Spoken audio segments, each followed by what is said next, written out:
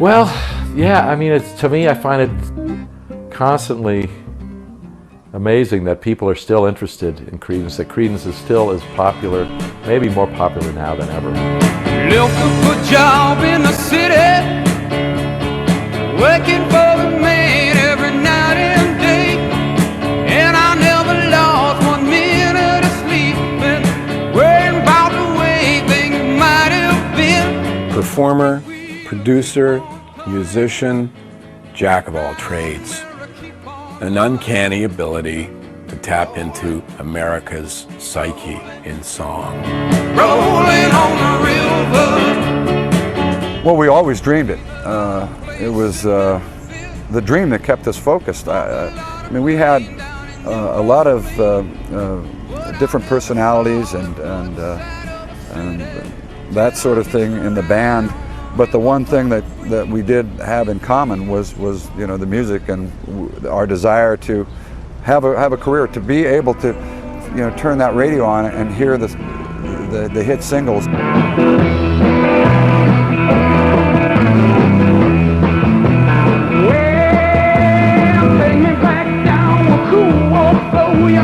I suppose it's a process of absorbing all the things you like over a long period of time. And obviously Tom and John Fogerty had, and Stu and Doug had absorbed all these things and decided this is what we like in music, this is what we're going to play, and it comes out fresh and believable. It wasn't just a pastiche.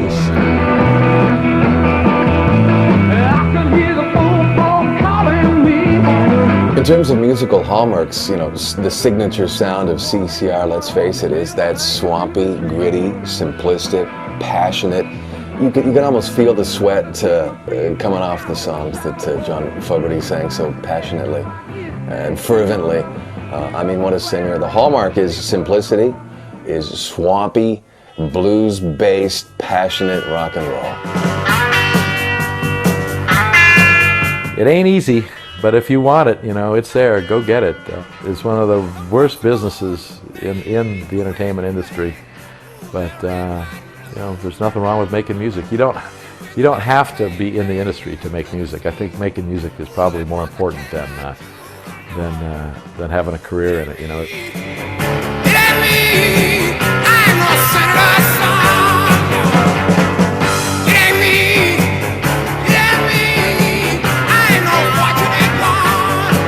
Does it really feel like that's unpredictable for you anyway? Anything can happen. Sure.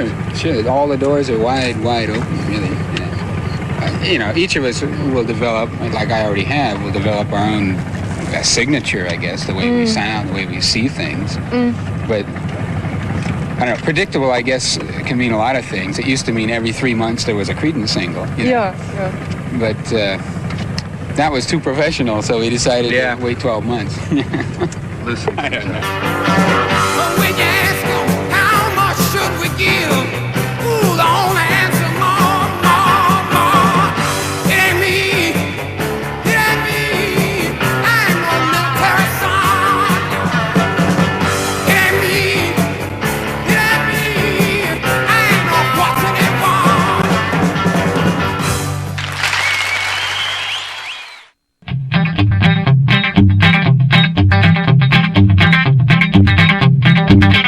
I started drumming in El Cerrito. I was born in Palo Alto, and I was hooked on the music when I was 9, back when they were selling singles on 78 RPMs.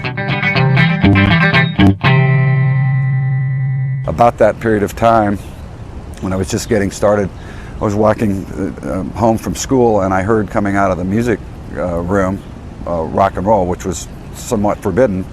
And Mrs. Stark was a music teacher. I looked in, there was a skinny kid playing piano, and I listened for probably 4 or 5 songs, and it was Little Richard and Fats Domino. I had all those records, so I knew exactly what they were, and it was pretty authentic, pretty darn good. And I was never shy, so I walked up to him, and it was John Fogerty, and I didn't know him at the time, and I said, "That's Fats Domino and Little Richard." He says, "Yeah." I said, I said, I have those records. You want to start a band? He says, yes, but actually I play guitar. I'm looking for a piano player.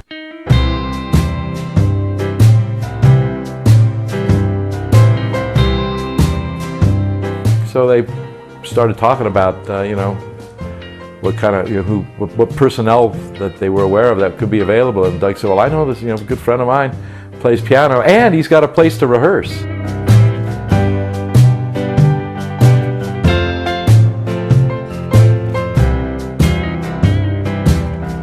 I hadn't even talked to Stu or his parents about it, and I was already working the angle. So that's how it started. First it was John and I, just with his guitar and what little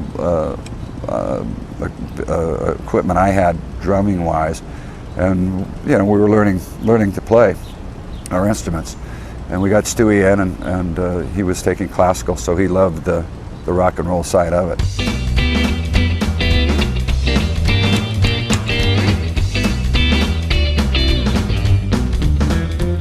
I played piano and trumpet for many years, and both my folks were musicians, professional at one time or another in their lives, but didn't make a career of it. Early on, and it's really Tom Fogerty who got us going on a recording career. Credit goes to him, because he was 4 years older than we were. He was in a band as a lead singer, and the band was, they were really good. Spiderweb and the Insects was the band. But they were kind of punks, not Tom, but the band members. They were interested in chicks and cars. That was their big deal, and they played to get the chicks and to put gas money in their cars. So that was kind of their perception of what they were doing. Tom had loftier ideas and a view of a future that would include a career. So he asked these guys if they would come and play on the demo, and they said, "Are we getting paid?" And he said, "Well, no, I saved the money up for the demo. Is any chicks going to be there?" "Well, no, it's a recording studio." So I said, "We're not interested." Tom came to us because we would practice at either my house or Stu's house, or once in a while at their house, but the piano was terribly out of tune. It was just old and battered. And he asked us if we would like to go into the studio and back him up. And we said, "Oh, make a record? Yeah." So that was exciting.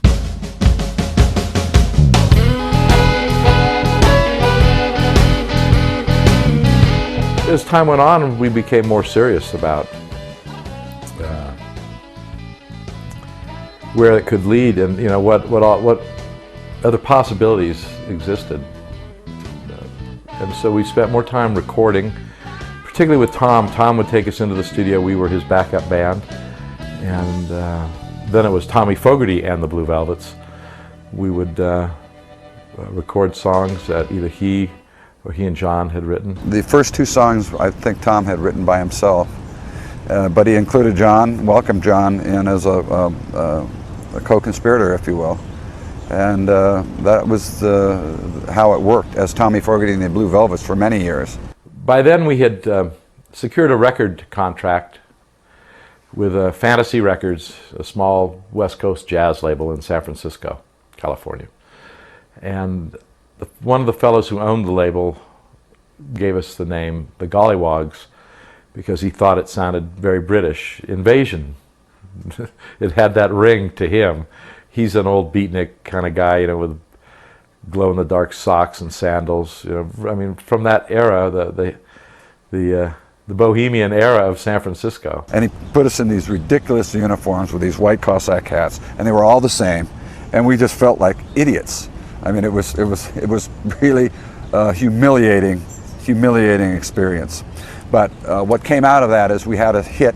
It was #1 in San Jose, and Stewie and I are going to San Jose State at the time, so that's pretty cool. And it was #1 in Sacramento, which is not too far away from that market. So it gave us a large increase in our pay for live concerts, and it got us a lot more work. So it established a revenue stream that was very helpful at that time.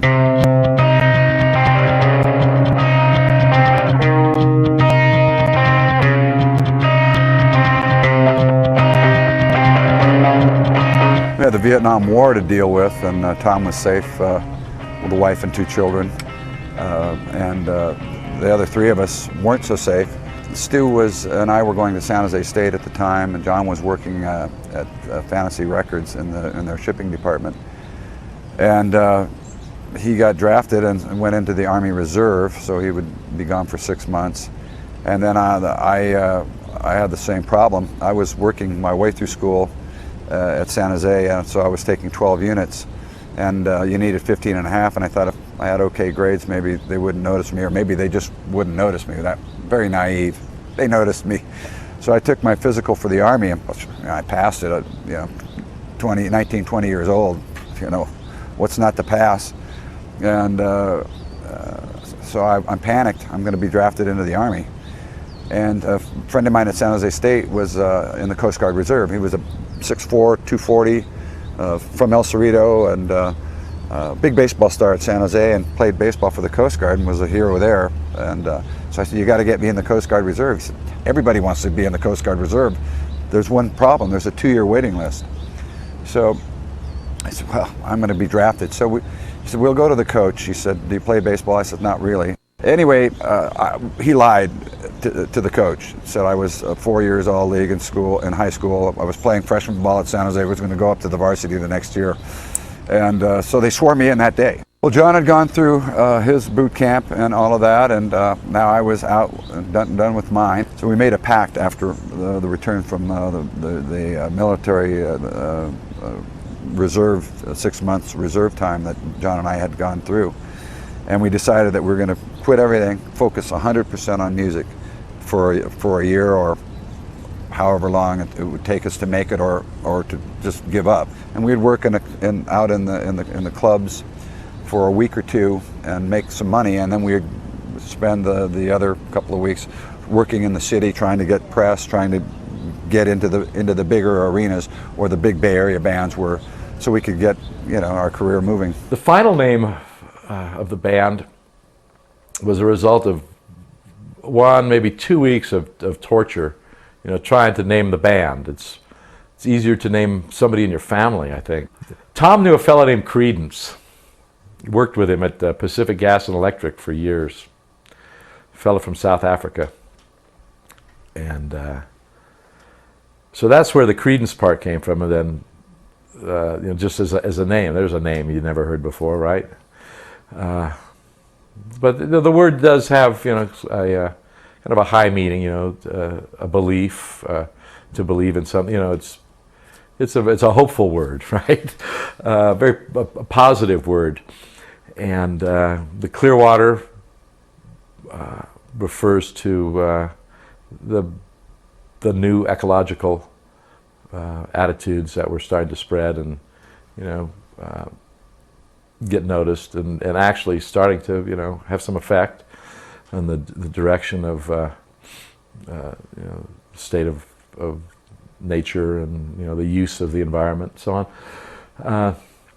And the revival was about the personal revival that we were all recommitting ourselves to really, go at this full time. By then we were convinced that what we wanted to do was make records and be on the radio and see our name up on the marquee and go as far as we could.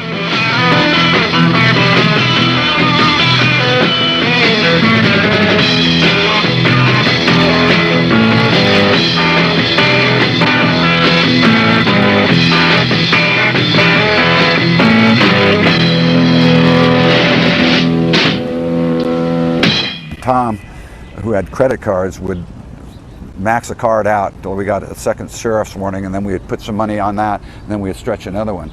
And for a guy that had a wife, 2 kids, and a mortgage, to make that sacrifice, and believe me, his wife did not like it, was not happy at all, and you can't blame her.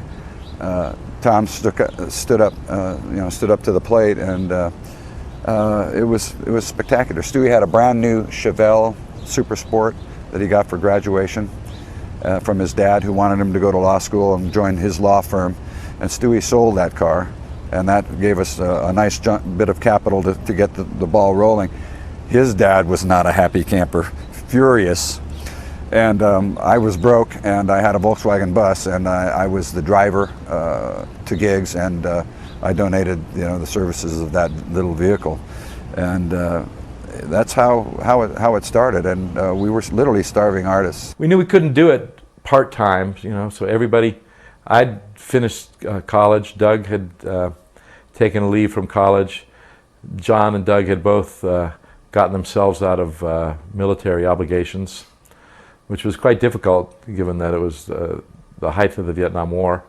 And Tom had quit his long-time job with the public utility company in the area, and we took our savings and sold whatever we could and decided we were going to go for it. So the name change gave us something in our minds to live up to. Here's a name, here's a big name, whatever it means. One day John just put all these elements together and said, "What do you think about this?" And we said, "Great, can we stop looking for names now?"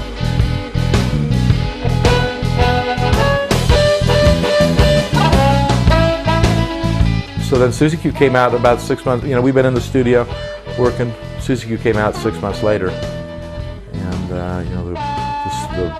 the next phase of the story began.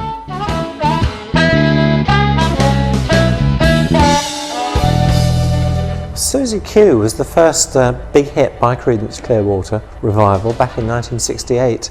And actually it was a cover of a hit that was by Dale Hawkins, originally in the charts in 1957. So I suppose it really showed how Creedence were referring to their early rock and roll roots. They'd started out as a rock and roll band themselves. Susie Q defining the sound of CCR, not particularly because here is a band that did the 3-4 minute songs, the Americana, the storytelling. Susie Q was one of those rarities on this album that came out of the gate that showed their ability to experiment and again flex their musical muscles. Well, the first album, one of the way the process went, we would work on an album at a time, and we had our first album.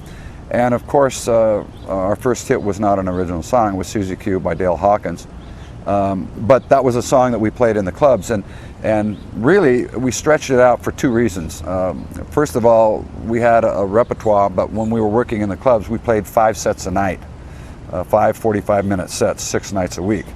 That'll get you going. And so we needed to sort of stretch that out a little bit, and people were into the dancing thing, and that was at the time when the San Francisco bands were doing the longer tracks. So we stretched that out. In terms of CCR's early sound, Susie Q is often looked at as a song that defined what the band would be and who the band were. And I'll go along with that. It remains my favorite CCR song. The great thing about it, unlike a lot of their 2- and 3-minute hits, this was an elongated song that had a groove and you could really get into it for a long time in the car. It's one of those songs that you can crank and sing along to and just play your air guitar to, and Susie Q's it for me. I mean, John Fogerty didn't write it, but man, he made it sound like he did.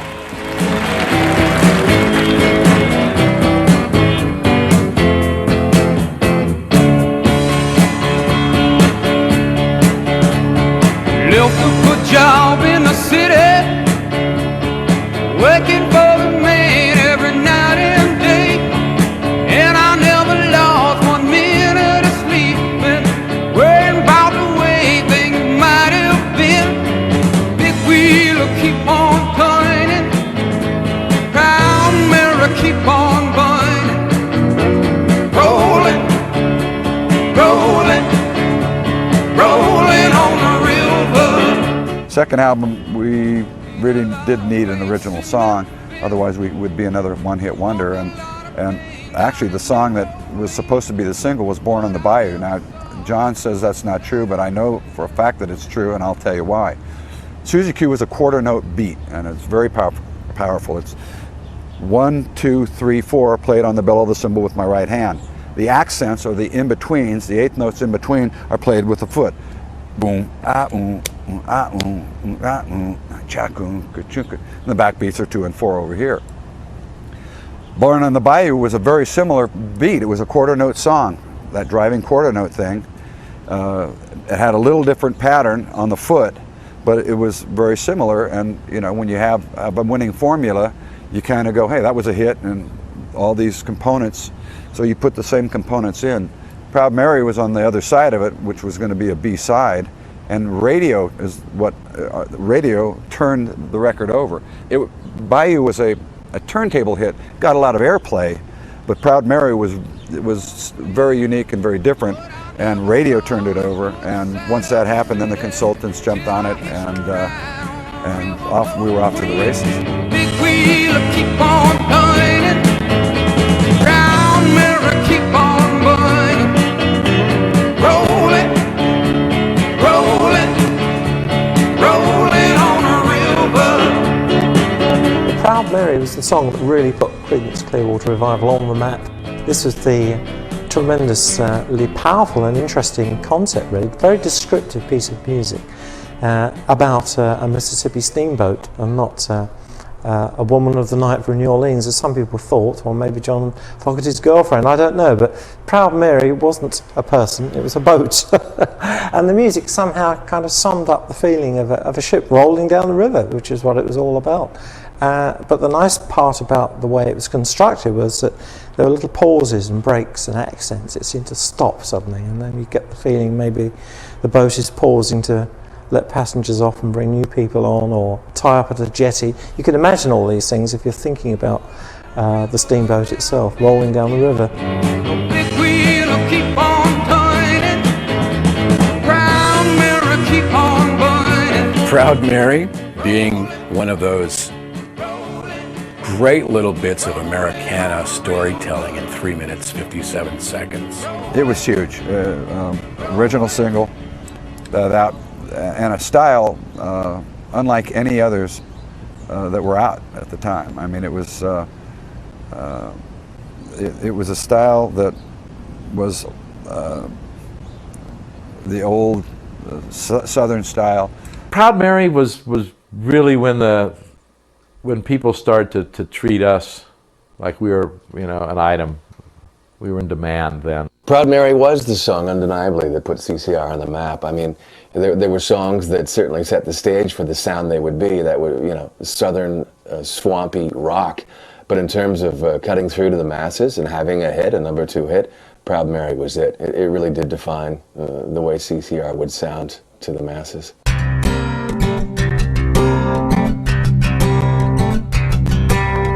It's interesting, I mean, how authentic was the music that they were creating? Would you have said that they were actually born on the bayou? Were they Cajun people? How authentic was it, really? But I don't think that mattered. They were American for a start. I mean, we listened to English guys and people from all over the world playing rock and roll for years and years. So if you were from Liverpool, nobody objected too much if you sang Twist and Shout.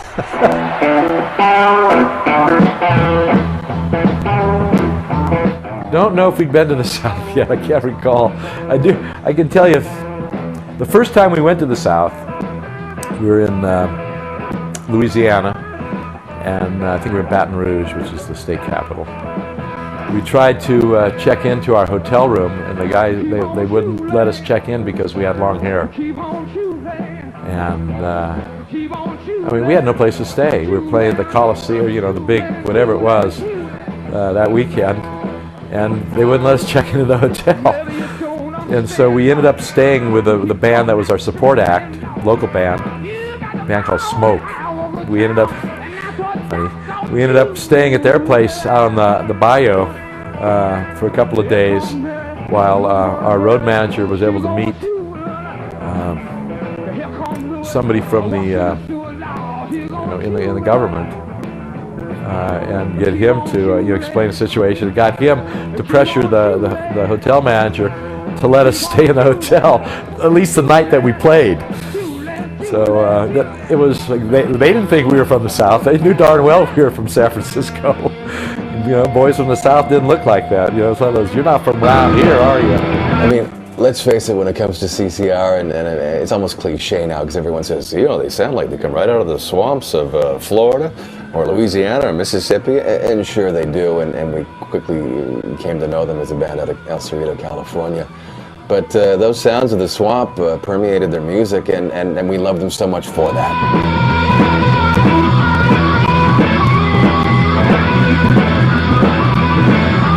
Well, we were the odd man out in the Bay Area. We were very successful, just like we were everywhere else, but everyone else was playing acid rock, and we weren't. And other bands used to laugh at us. And we were very straight. We didn't get high when we played or when we rehearsed.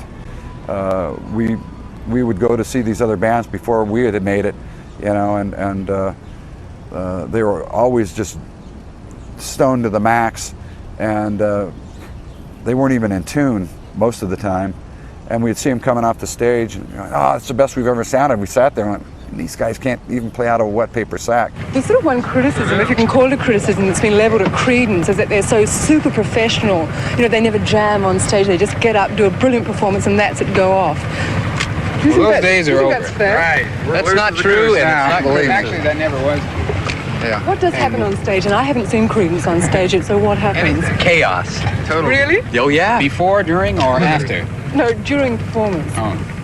Well, let's see. We put on a LP and Just mouth the words. right. Oh, yeah. It's all mime. Yeah. You know, you keep changing, even if you play the same song. You keep changing the way you feel about it, so it comes out different anyhow. You know. It seems like a criticism, though, that they say Creedence, you know, are really a business jealousy. machine. I'm sure it is jealousy, but, you know, it seems a criticism that you're so super professional, you know, and you're so well run as a business. Well, That's our believe me, thing. And we really get off doing it that way. It's Yeah, no sure. fun for us unless we can do it that it's way. a lot less heartache doing it that way. You know, Yeah. I mean, how can I say it? We had to perform under non-professional standards, you know, in circumstances for about 10 years, I guess. 2 of which happened after we were, you know, getting some notoriety. And, you know, all the time you show up and the people there, you know, the promoter, what have you, isn't professional, gives you a 180-watt stereo to sing through, you know, that kind of thing. And, you know, if you're professional about it, you bring your own. There was no writing in the studio. There was no jamming in the studio. We would work for about 6 to 8 weeks once we had an album figured out, what every song was going to be, and we rehearsed that album. We had more one takes in the studio than probably anybody I know.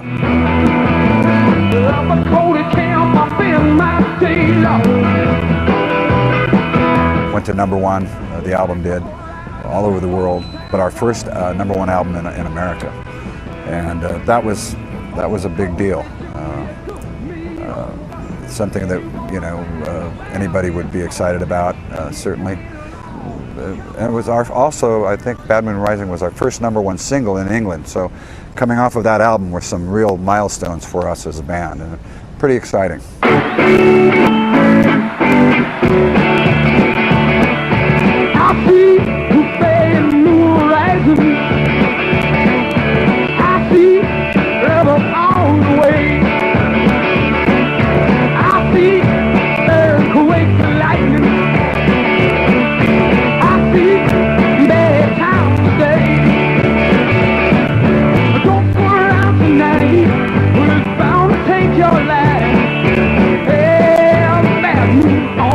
Bad Moon Rising from Green River was another blockbuster hit for the band, #2 in America, a million seller of course, and this as well actually kind of summed up the band's feeling for rock and roll. I mean, you can actually imagine, say, Eddie Cochran doing this song back in the 50s. It has that kind of driving energy to it.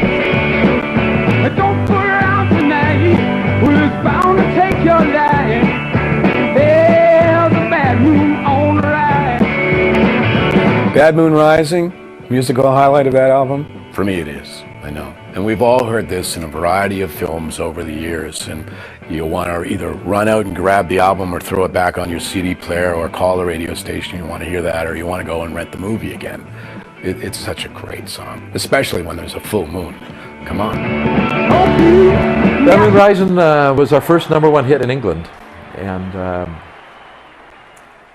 a simple country tune, a rockabilly type tune, and I mean, just one note on the bass. Dun, dun, dun, dun, dun. I remember when that song was #1 in England, we had a little celebration down at the record company and a little champagne toast, and Doug and I proceeded to head out on the road and get into a car, motorcycle, and a third party.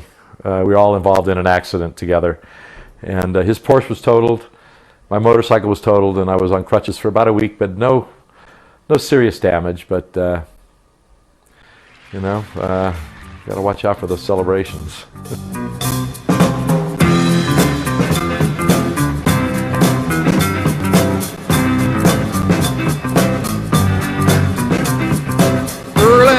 Evening, it's about supper time. Over by the courthouse, they're starting to unwind. 4 kids on the corner, trying to bring you up. Willie picks a tune out and he goes it on the hump.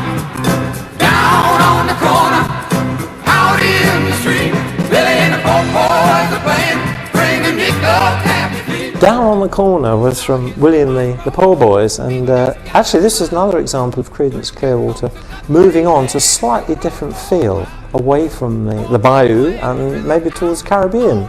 There was obviously New Orleans being quite close to the West Indies and not that far away geographically speaking, so there was always a kind of interaction in old New Orleans music and early jazz as well. So there's a Caribbean flavour to a calypso feel to this song.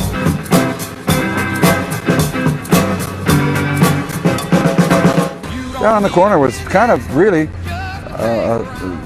Willie and the Poor Boys was us, and you know, that's why we had our little instruments and kind of going back to the youth, and very, very basic gut bucket and a washboard, a harmonica and a, you know, a kalamazoo. That's even more basic than we even started with, but it was a neat little story, and I think it's one of our you know, our best efforts. Down on the Corner is one of the most popular songs we play in concert. We get people react very strongly to that song. It's just a fun little simple little ditty, you know. It's got a nice little kind of back and forth thing, and you know, I think it's one of John's best. One of them, yeah. Down on the Corner is one of the finest moments. That was a very tough song for us to record because we just kept wanting to speed it up, and it had to have that, you know, a bit of a laid back, off the beat feel, and we'd never played a song like that. And in fact, we might have said, "Hey, John, this isn't rock and roll." You know, we might have been resistant, and when we finally settled down, I think, you know, we captured what was necessary to. In that song, again, another hook, dun dun dun dun dun, you know, bass and guitar throughout the whole song, really. You know, then the rhythm, dugga dugga dunk dunk dunk dunk. Just, you know, the simple little elements. There really wasn't a whole lot of parts, but when they were put together, they made a classic. Down on the corner, out in the street, when the poor boys are playing, bring a nickel happy feet. Down on the corner, out in the street, when the poor boys are playing, bring a nickel happy feet. Some people will have dismissed Creedence Clearwater Revival as, oh, John Fogerty's backing group. Well, that's a very unfair thing, I think, really, because every band, you know, each member of the band, drummer, bass player, rhythm guitarist, backing vocalists, they all have their part to play. I think Doug and I, we often refer to ourselves as this. We're pick and shovel players. You know, like we're down in the trenches, digging a hole. We're straight ahead, nothing fancy.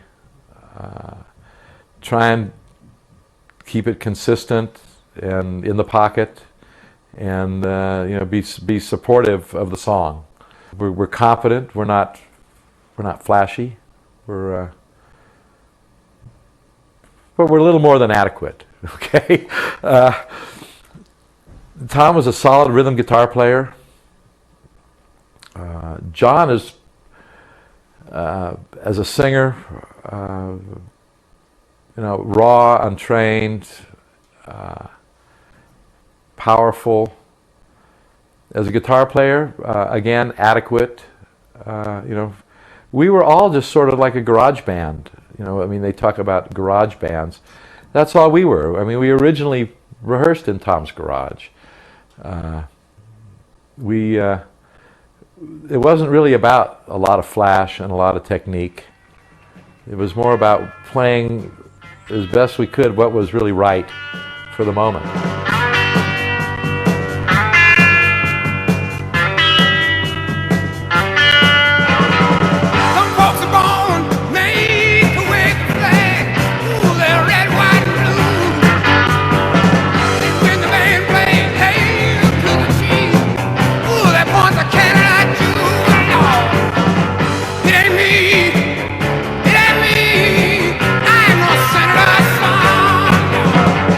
Fortunate Son, one of 3 anti-war tracks on that album.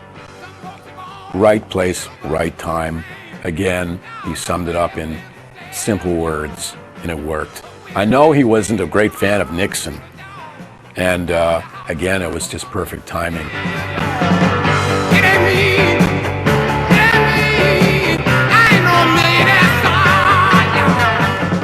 Well, Fortunate Son was about, loosely about the Nixon family. You know, the era was rife with political dissent, you know, the Vietnam War, and just a whole lot of social changes going on in the United States at the time.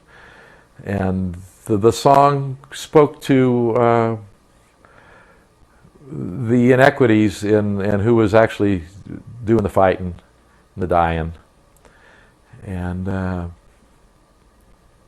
you know, who was not doing the fighting and the dying.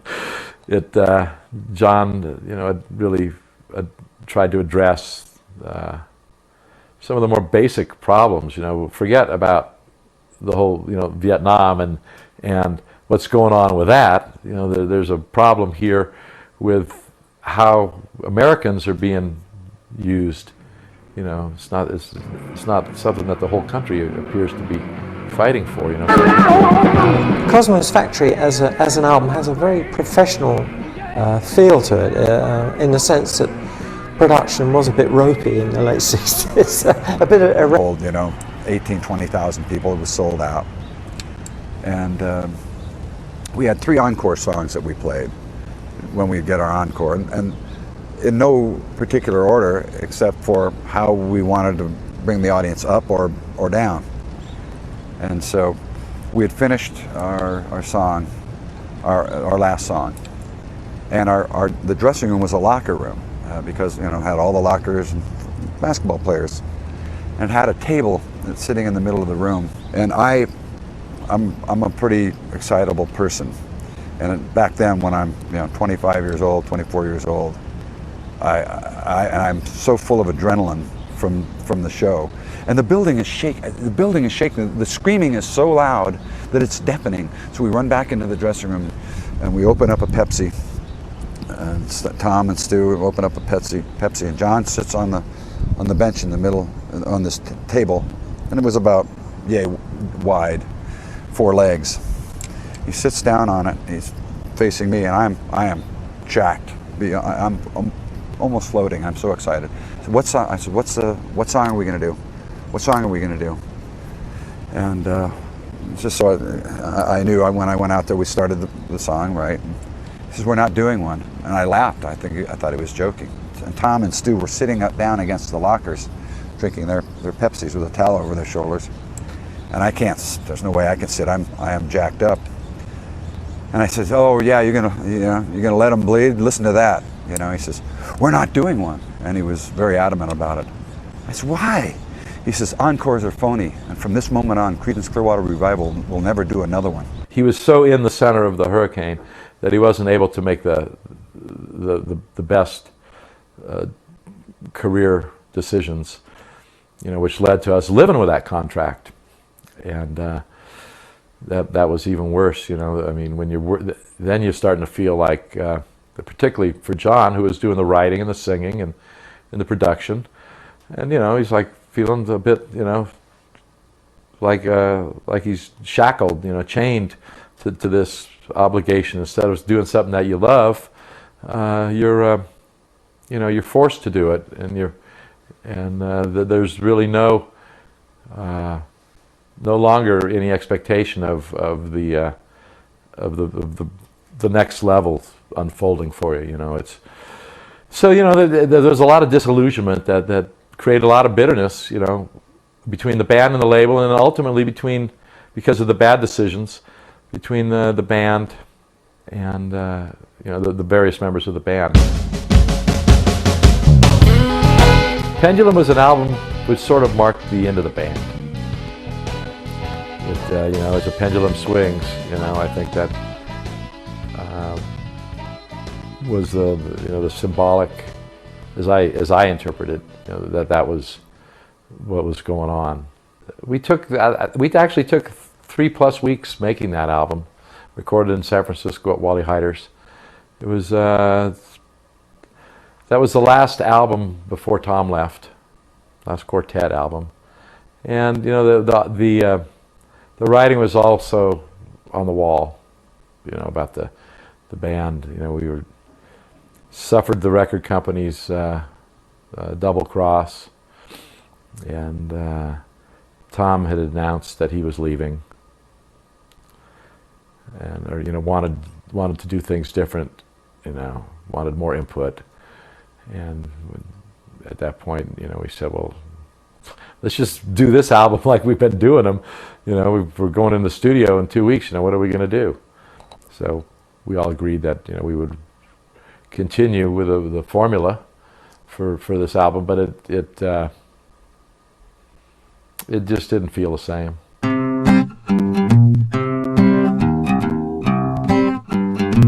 Yeah, one thing I did, you know, want to bring up, and this is really our only opportunity. John has a lot more power of the press, shall we say, and it gives us an opportunity to bring up things that, so we can get them off our chest, really, and move on. The Mardi Gras album, which was a horrible album, each one of us did a third of that record, was actually not our choice, so that's how it was presented to the press, and John said, that's what these guys wanted. It couldn't have been further from the truth. He had left for Europe, ran off for a couple of months to do whatever he did over there, and when he came back, actually as he was leaving, I believe it was, he said, the next album, you do a third, and I'll do a third of the songs, and I'm not going to sing on your songs because I have a unique voice. And Stu said, first of all, I was speechless, which is a rare occasion for me. Stu said, that's not what the fans want. That isn't Creedence.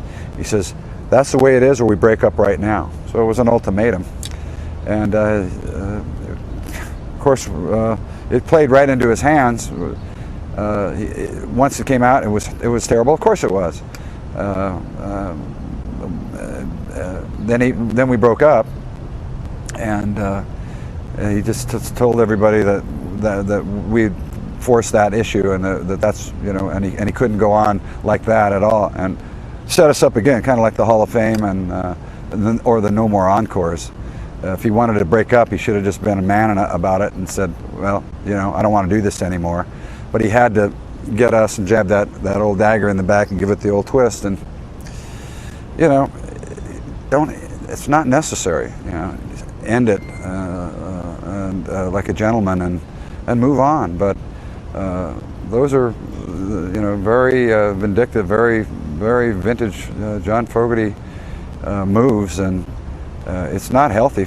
It can't be good for him. I mean, he might get pleasure from it, but it's in the long run, you know, it comes back as baggage, and I'd really like to see him be totally free from all of it. He's got a new wife, and he seems very happy there, and talks about that all the time. But he still is dealing with the past on that level. And the only reason I'm bringing up all these things is this is our only opportunity to get our side of the story out. And like I say, well, you know, I've moved on, but this is an opportunity, so I'm getting it off my chest too.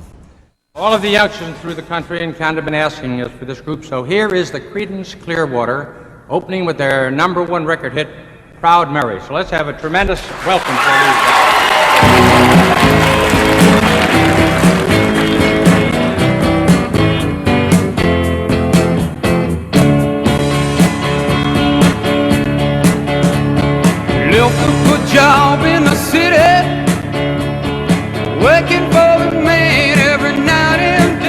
people were very disappointed when Creedence finally broke up, and not long after it started, really, 1972. It was a very short span, really.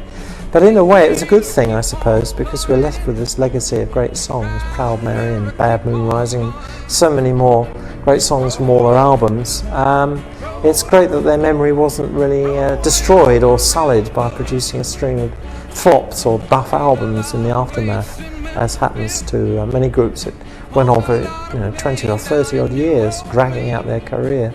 So they ended on a tremendous high, and people now can look back and remember what was an amazing contribution to American rock and roll. Proud Mary, keep on burning, rolling, rolling, rolling on a river. Actually, I talked to John Fogerty once. Very nice man. Got into a lot of politics, I know, with former managers, and he wrote about that in song and got into some lawsuits and legalities. And I think it was really unfortunate that this band disintegrated when it did, because the other members and John couldn't get, I don't know, how shall we say, on common ground.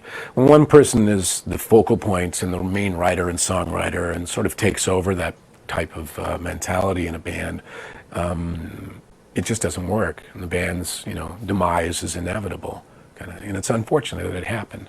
But the time that they were together, it was pretty magical, and they put out so many great albums and songs that are going to be around forever. Every band, has its rough edges and dark stories, but Creedence was a lot of fun.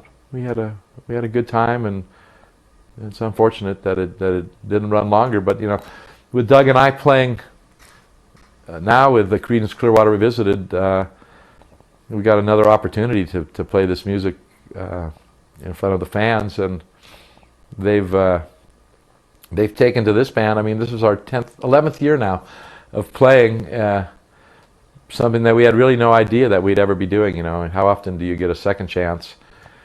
And we really found a great second career. It's like the senior tour in golf. I shake my head every day. I just go, God, this is so neat. It's you talk to the young people and see them looking out from the stage, singing the songs. They're very knowledgeable. It's very very heartfelt. I'm a lucky guy. If you come down to the river, bet you're gonna find some people who live. You don't have to worry, but you have no money. People on the river happy to give. The big wheel will keep on turning. Proud Mary, keep on burning.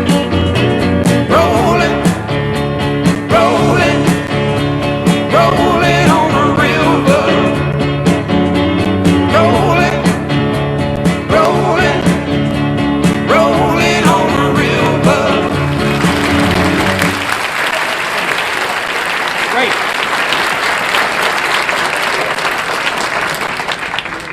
Well, come on, let's hear it for them.